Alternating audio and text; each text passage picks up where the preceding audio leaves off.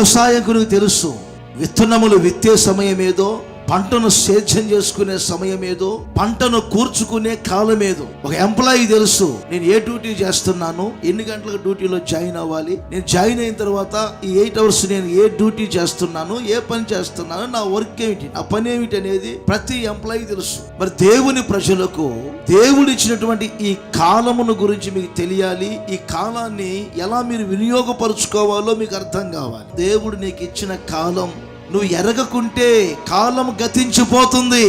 ఇంకా ఎంతో కాలం ఉందని మీరు అనుకోవద్దు. లోకములో ఎన్నో అపాయకరమైన కాలములు, దుష్ట కాలములు, భయంకరమైనటువంటి పరిస్థితుల మధ్యలో వెళుతూ ఉండగా నా దేవుడు ఆ అపాయాలు మీకు సంభవించకుండా, ఆ దుష్ట కాలాలలో ఉన్నటువంటి ఆ మనుషుల యొక్క దుష్టత్వాన్ని, ఆ భ్రష్టత్వాన్ని మీకు సమీపించకుండా ఈ కాలాన్ని దేవుడు మనకి ఎందుకు ఇచ్చారు, మీకు ఎందుకు ఇచ్చారు? ఈ కాలంలో మీరు చేయాల్సింది ఏంటంటే మిమ్మల్ని మీరు దిద్దుకోవాలి, సరిదిద్దుకోవాలి. ఇది సరి చేసుకునే కాలం.